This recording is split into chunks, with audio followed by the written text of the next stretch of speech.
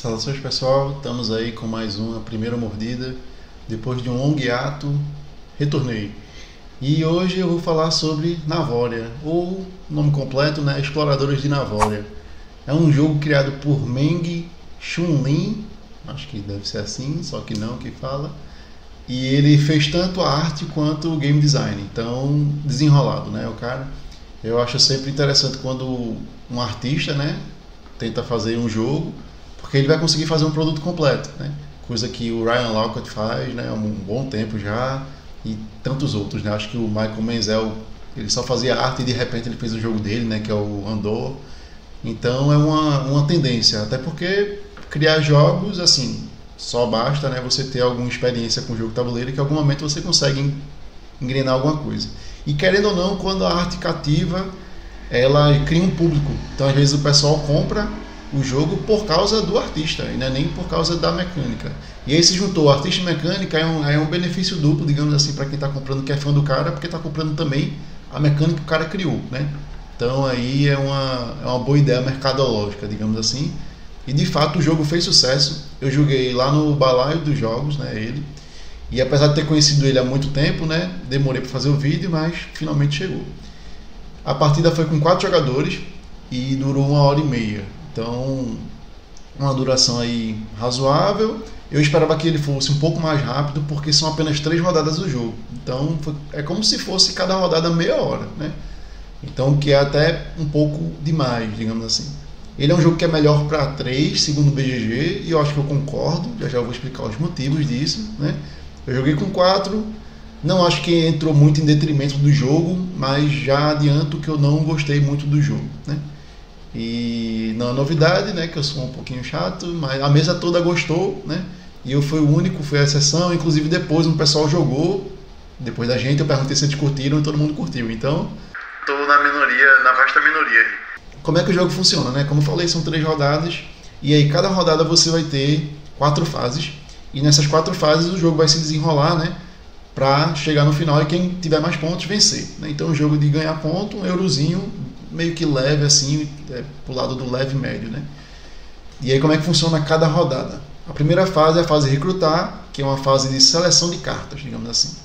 É uma mistura de seleção de ação, que você pega a carta, né, e você fica na sua frente, e a carta tem habilidades que são passivas, tem habilidades que são ativas, você ganha recursos já de cara, e tem a habilidade de final de jogo. Além disso, tem ícones na carta, toda carta vai ter ícones.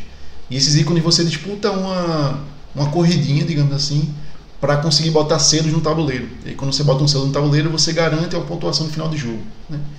E aí nessa fase de recrutar é basicamente isso. Como é que funciona? Você vai ter um saco, vai pegar 2 tokens do lá e usa um dos 2 para pegar a carta. Cada token vai indicar uma coluna que você pode pegar. Você tem a opção também de pegar um token que esteja na mesa, porque eu pego 2, escolho um e vai um para a mesa. Então, o impacto da sorte é só se você quiser, né? Então você pode garantir alguma coisa ou você pode arriscar para ver se você pega um negócio diferente, né? Porque você vai ter algumas coisas na mesa de jogadores prévios, né, que fizeram ações anteriores a você. Beleza. Aí, pegando essas cartas, você vai pegar com 4 jogadores, você pega 3 cartas só. Então, toda rodada você vai pegar 3, no final do jogo você vai ter 9. Por isso que eu digo que ele é melhor com 3, porque com 3 ou 2 jogadores você pega 4 cartas. E aí vai ter uma diferença de 9 para 12 cartas, o que dá uma possibilidade maior de você criar combinhos, né, e fazer as coisas funcionarem entre si. Coisa que com só 9 cartas fica um pouco pior, né?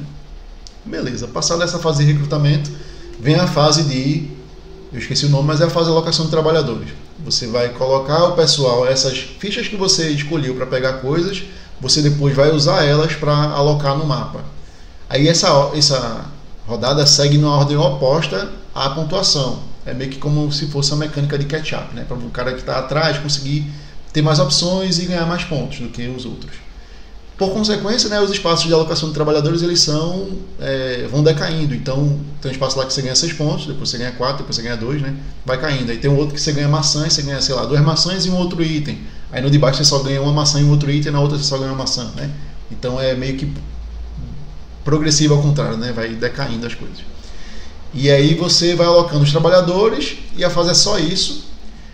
Eu achei desnecessário essa fase e a outra porque os ícones estão presentes nas cartas, então as cartas já fazem as mesmas coisas desses espaços de alocação. É quase como se fosse que o cara, né, eu acho que a ideia dele, posso estar errando feio, né, Mas eu acho que a ideia dele era fazer uma mecânica de catch-up mesmo, porque o jogo pode ter essa discrepância entre o primeiro jogador e o último, né, de pontuação e de ordem de jogo. E aí você fazendo isso, você meio que nivela um pouco para quem está atrás. Eu achei ruim.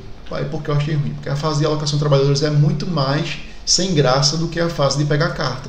E a fase de pegar carta dá as mesmas coisas da fase de alocação. Então tá um negócio duplo, sem necessidade. Só perdeu o fluxo do jogo. Você poderia ter continuado o fluxo de boinhas daquele jeito lá e funcionado. Não tem porquê esse negócio de fazer uma alocação depois. Sem sentido. Era só ele aumentar a quantidade de cartas, o que deixaria inclusive o jogo melhor, com certeza. Assim, você, sei lá, ao invés de ter 9 cartas, você ia ter 18 cartas. Ia ser muito melhor. Ia ficar gigante? Ia, mas já é gigante, né? 9 cartas já é carta demais para esse jogo. Então o que é 9 cartas para 18? Vai estar tudo já muito esculhambado lá, batendo no microfone. E aí vem a fase de ganhar coisas. Como assim ganhar coisas? Durante as vezes que você está fazendo ação e pegando cartas, você está avançando umas trilhas também. São 3 trilhas no tabuleiro, e depois nessa fase você vai ver quem está na frente ganha X pontos ou X alguma coisa, depois o outro ganha menos, depois o outro ganha menos, né? Então, seguindo a ordem dessa linha aí, quem estiver mais na frente ganha mais coisa do que quem está mais atrás. São 3 trilhas dessas, e você vai investir nisso se quiser, e além disso tem uma tal de cabaninha que você vai colocando nessa trilha também, que serve para nas outras rodadas você já começar mais na frente, tendo uma certa vantagem. Então é interessante fazer cabaninha. Além disso, as cabaninhas que você também faz nas fases de pegar a carta e de alocação do trabalhador, né, que as duas fases fazem a mesma coisa. Então, e aí você, construindo essas cabanas, você consegue abrir espaço no seu tabuleiro, e quando você ativa aquela trilha, você ganha muito mais coisas. Então, existe um incentivo de você fazer essa construção de cabana, né? E aí, terminada essa fase, que é meramente ganhar ponto e ganhar pergaminho, aí o que é pergaminho? Eu joguei com a expansão. Não existe pergaminho no jogo base, mas como eu joguei com a expansão, tem esse pergaminho. Pergaminho é basicamente um recurso para você ativar habilidades assimétricas. Então, com a expansão, o jogo fica com assimetria. É uma simetria muito fraquinha e eu achei até sem graça, né? Assim, não pesa muito mesmo, né? E esse pergaminho mais atrapalha do que ajuda, você ficar tendo que pegar ele e tal. Gera uma camada adicional que para mim não surtiu efeito. O jogo sem expansão, acho que provavelmente funciona quase a mesma coisa, não tem tanto impacto assim. Pois bem, aí terminada essa terceira fase, vai para a última fase, que é meramente organizar o tabuleiro para a próxima rodada, que é voltar aos trabalhadores, não sei o que e tal. Beleza, você joga 3 vezes isso aí, terminando o jogo, vê quem fez mais ponto ganha. Para mim, o maior problema do jogo é o balanceamento. Não sei se eu estou correto, né? Provavelmente não, já que imagino que várias pessoas testaram esse jogo. Então, uma partida só, de uma pessoa só, não deve dar muita resposta. Mas o sentimento que eu tive foi de desbalanceamento, nas cartas mesmo. Então, tem carta que é melhor do que a outra, pra mim, bem claro assim. Mas isso depois de jogar a primeira partida. Jogando eu não sabia o peso das pontuações, mas depois que eu vi, você termina com tantas cartas, você termina de tal jeito e tal, então tal carta é melhor do que essa, não sei o que e tal. Talvez seja eu justificando minhas más escolhas, né? Mas talvez de fato esteja desbalanceado. E uma coisa que me incomodou muito é a pontuação de final do jogo, que eu achei fraca em comparação com as pontuações no decorrer da partida, né? Então, às vezes, o cara no decorrer da partida ganha mais ponto em um turno do que ele vai ganhar no final da partida. Não faz sentido, né? Se você investiu, sei lá, investir bastante em vários objetivos, não sei o que e tal, e aí eu cheguei lá no final do ponto e fiz uma merrequinha de ponto. Enquanto que um cara que está fazendo combo desde o começo, ele vai ganhando pontos sempre incrementais, né? Como se fosse Russian Railroads. O cara vai e uma hora tá ganhando um monte de ponto que você chega no final do jogo, você ganhou o mesmo tanto que ele ganhou numa rodada tranquila. E ele ainda vai ganhar as coisas dele de final do jogo, que não é alguma coisa também. Só não é tanto quanto você, mas ainda assim não tem tanto impacto, né? E aí eu achei essa parte ruim de final de partida, inclusive porque você disputa para ganhar esses pontos. Coisa que as cartas que você pega, você só disputou na hora de pegar a carta. Uma vez que você pegou, é sua, né? Mas esse de você pegar ponto, você tem que juntar 5 ícones de um lá, e para juntar esses ícones, vai dar trabalho e alguém pode passar na sua frente. Então você pode juntar 4 e o cara pegou 5 de surpresa, né? Você perdeu a chance de ganhar muito ponto em cima dessa carta aí. Muito ponto, né? Porque você ganha... As melhores cartas são 3 pontos por carta. Só que essas cartas que você pegou os ícones, às vezes não casam essa cor. Muito comum, inclusive, não casar, né? E aí termina que você pegou 5 cartas, às vezes só tem 1 ou 2 cartas lá da cor que você queria. Então você vai ter que pegar ainda outras cartas para valer a pena essa pontuação que você investiu. E às vezes por você ter só pegado pensando no ícone, você não pensou em combar as habilidades. Então eu achei um negócio muito antissinérgico. Então coisas antissinérgicas não fazem sentido ter num jogo de combo, né?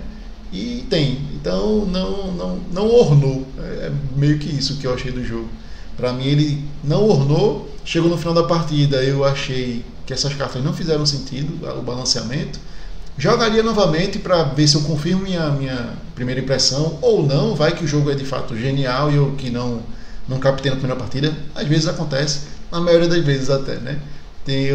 Hoje em dia eu tenho jogado muitas vezes um jogo várias vezes para ver se eu de fato foi só um problema de uma partida específica, né? Ou se o jogo tem esses problemas que eu percebi, né?